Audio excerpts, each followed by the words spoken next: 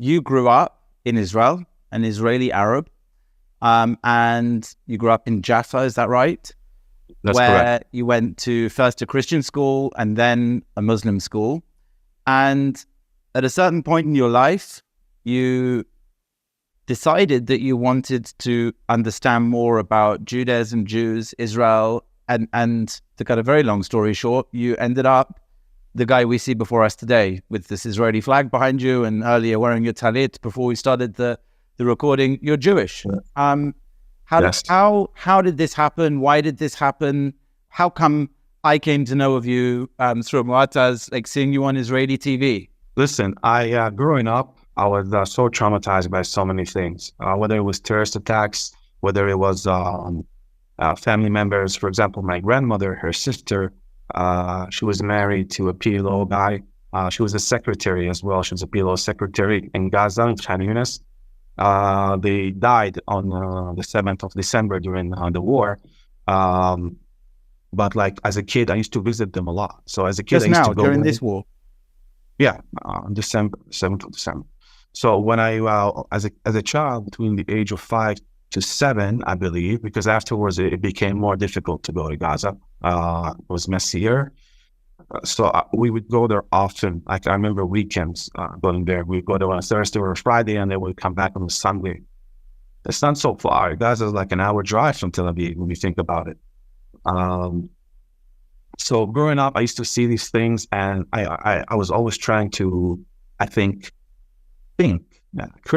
critically criticize what's happening around me, my family's attitude, their behavior, my social circle, even though I was just a child, but its parents and their friends and their kids and their society. And I basically, because I'm an orphan from my father, I never met him, and my mother, she wasn't always there growing up. So I ended up being kind of loose. I was in this house and then that house, going to that grandma, and that grandpa, and that uncle and that cousin. So, and sometimes even a friend, a friend of a family. So I sensed a lot of hostility that made me feel very, I don't know, I can't find the word, but it was heavy. It was like I'm lifting a heavy burden on my shoulders, even though I was just a child. And the heavy burden came from just hearing all the things I would hear in every single house. Now, I'm not saying every single thing in Arab people's lives is Jews. It's not like they're at home just talking about Jews. It's general things. I felt the lack of love. I felt the lack of understanding. I felt the lack of desire to lead and innovate and be part of like the new world. And really, I felt the lack of desire to invest in our future and us as children because of the amount of hostility I encountered as a child. I had a lot of problematic uncles. Some of them were gun dealers. Some of them were... But Timur, you know that if we left Islam, you know what's the punish in Islam? They should kill you. There is no hesitate in this point. As a result of that, what do you think? Yes, but I'm alive. I'm doing well. I think I have what Jews call hashgacha pratit. Basically, it's you feel the Spirit with you. You feel like God is with you, and that's how I feel every day. Every time I walk out of this door, sometimes when I'm opening my car door and I'm putting the key in the ignition and I'm about to switch, I'm just about to turn it on. I'm like, boom. You married? No, I made it. Drive and I hit the gas. So I'm always a bit paranoid, but I guess I better be paranoid. Always look around and check, and not be dead. I wanted to ask you something about the Arabic sector in Israel. Why is they pro-Hamas? I try to avoid this word, but really, we as Israeli Arabs, me growing up, what I was seeing, what I was taught, is that we as Israeli Arabs, we cannot lift our hands and carry guns and go fight and resist and do that against the state, right? even though there's no reason to resist. We have Bituach Leumi, we have social security, social insurance. We make good money, we live well, we live much better. Listen, I met people from Jordan. I met people from neighboring countries when I was living in Thailand, you know. Not all of them came to me to try to kill me, right? But some of them did when they saw the Israeli flag. When I talked to them and we were comparing like standards of living, we were comparing salaries, when we were comparing prices, we were comparing these things. They were all jealous of me. And I never felt like, I never felt like I was living in like, wow, what? I just felt like I was living in a normal country, right? Now, why are the Israeli Arabs pro-Hamas? They are very connected to what happened here before 48. For them, they're holding on to this, narrative of the Jew being the thief, the colonialist, and all these things, even though deep down, they know this land isn't there. Like, the Arabs know it's not their land. There's something we say in Arabic, it's called kawa. And the word kawa, I've heard it since I was a kid. When I was young, people would just jump into homes, Arabs would just go jump into homes and steal homes all the time. And then the government wouldn't even know about it. And then after 15, 20 years, no one can remove them because there are all these lefty organizations that come and support them and help them and write for them letters and try to get them to stay at their home. And then they get a free home. So I don't know why they would support Hamas, but I just do know that it's a cultural thing because at home, us as Arabs dislike Jews. We're taught to dislike them. Even my daughter, this hurts me bad. It hurts me like so bad. Like talking about this now, I want to cry. I'm holding these tears. I took my daughter to the doctor. I was going to the dentist just, I think, 2-3 years ago. She's 11 years old. Took her to the dentist, and she doesn't speak Hebrew, unfortunately. She lives here. She lived here her whole life in Israel. And none of her friends, her girlfriends at school, they don't speak Hebrew as well. I don't understand why. And I was talking to her in Hebrew, and she started screaming in Arabic and in anatomy, "Don't speak to me with this language. Don't speak to me with this language. I don't want to hear this language." And she put her hands on her ears and she's screaming and she's jumping. And that's in the middle of Tel Aviv, right? So everyone's just staring at us. When I became a Jew, I remember like first time she saw me with a kippah and stuff, she ran away. And then she started telling me I have to hide my kippah if I see her. And she will never talk to me if she sees me with the kippah. And she's seen it a lot as well. Yeah. I assume you're not still with her mum. No. Me and her mom divorced when my daughter was just 1. Before you converted to Judaism? I got married when I was 17 and I got a divorce right before I turned 20. Mm-hmm. And my daughter was born then. So actually, that's quite fascinating in itself, because this means that despite having made this shift in your life, that you became Jewish, you inhabit quite a few Israeli positions. At the same time, you will never fully divorce from Arab Israeli because you have a daughter who speaks Arabic, not Hebrew, and you have, the mother of your child, I presume, still lives entirely as an Arab Israeli without Hebrew, it sounds like, and yet you live as a Jew. You consider yourself a sort of Misrai Jew, I presume, in Israel. Tell me about how you deal with this kind of plurality of identities within Israel. You seem to encompass most of them. Yeah. Her mother married a Palestinian. Crazy twist in the plot. But I don't know how to define I see myself as the blur between secular and religious. I see myself as a bridge for Jews from both sides. I can be friends with a Hasid. I can be friends with a gay secular guy. I can be friends with a national religious guy. I can be friends with an atheist guy. I can be friends with all Jews. That's how I see it. My mother, when she was talking to me after the war, we don't talk often. We never talk. But she sent me a bunch of stuff like, "Your day is coming."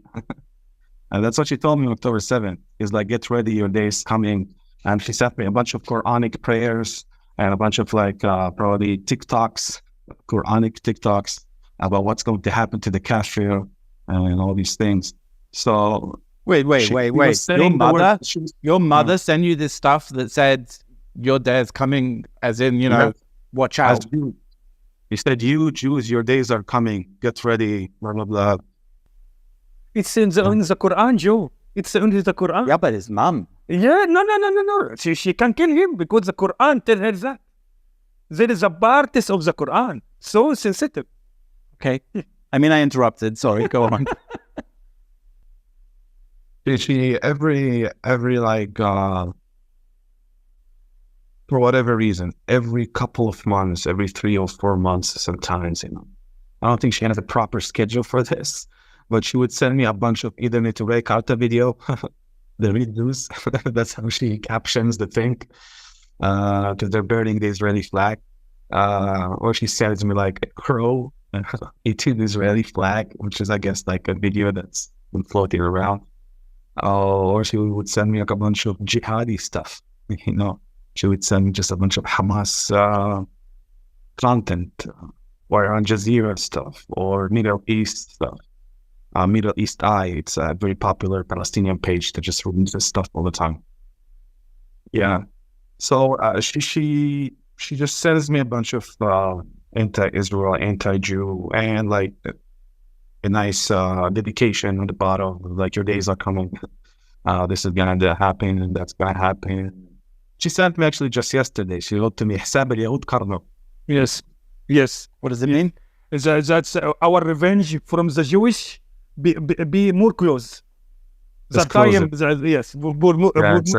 It's clear, in terms of time. Now we're talking about think time. Khalid bin Walid said that. Khalid bin Walid was the most popular Islamic fighter.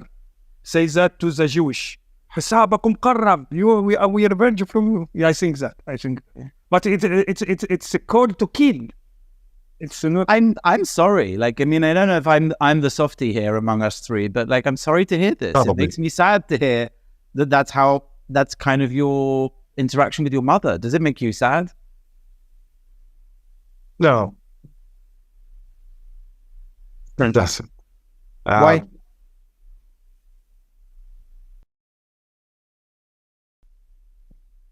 It's a good question. I think it's a very, very long and detailed answer. I would have to explain to you the relationship between me and my mother for the past 25 years, maybe. And it wasn't always sunshine and rainbows. She's a single mom. I'm an orphan, never know my dad. She did not have a healthy environment around here at all. A very negative one, I feel. And she radiates that negativity while she was raising me. I'm very, very glad not to be, in her cultural clutches, that I did not get caught in that, and I managed to escape. Even before I became a Jew, I was always like a critical thinker, and I had like high emotional intelligence. I had this inner sense of feeling of what is right and what is wrong. I knew that many things that my family did was wrong. Like I said, I have uncles or criminals, gun dealers, drug dealers. As a kid, I witnessed a lot of cruelty inflicted on people by these people, by my family members. Actually, I have one crazy story to share. One time, the very first time I went to this one synagogue that is not too far from here, there was a guy that I met, and I loved him so much for whatever reason. He was like a 55-year-old, really nice guy. And every time I saw him, he would like, just seeing him would make me feel good. Like, it would make me feel happy. And then the very first Shabbat I had at that shul, he comes with Hamim, this chod, and it was so delicious. It was the most delicious I ever had. And I was like, why is this thing that I'm feeling for this guy? And then I came and I asked him, like, hello, how are you? And I got to know him a little bit more. He was sharing his life story. And he suffered a lot. He went through a lot. And like literally he was tortured when you think about it, whether it was mentally or whatever. He was a drug addict at one point. One thing leads to another. He was tortured and tormented by my uncles, by my own family. And that was the insane moment where I was just like, and that was at the shul. And it was so random. I randomly went there. There are so many synagogues everywhere. Why just go to that one? Eventually, just like the guy, and then on Shabbat he brings the chamin. He makes my day. He makes my year. It was so tasty. It was so good. And then I went for like maybe 2 or 3 months to that shul just for the chamin, because I was like, man, it's so good. I have to come here. So every Shabbat in the morning, so 5:45 in the morning, I would walk to that shul. It's amazing. And then he told me what he told me, and I cried. I cried so much because I remembered how cruel my uncles were. And now I'm seeing a human being in my face, and I know that cruelty was done to him. So it was very hard to digest, We've spoken to a few people in the course of the podcast who, like yourself, have started out in one place and made a mental journey to another. And I mean, we've spoken to other people born Muslim who became Jewish. And it always is interesting to me because I think what you have in common is that strength of individual thought, critical thinking that you're talking about. It's very easy for any of us to grow up in the same framework that our parents were in, and to adopt it and to live in it. And sometimes it's easier than others, I'll grant you. But what do you think? What can be our hope for the future more broadly? Speaking to you, you're a very unique person in having made this journey and these decisions and done this thinking. But how do you think the future looks for our people more broadly when you're the outlier? What do you think the future is for the majority? How will we all get along? Yeah, this is something that I think about 24 hours. This is something that never leaves my mind. It's very hard. It's very hard to give you the real answer, because the real answer is something people don't want to hear. But the thing is, it's like this.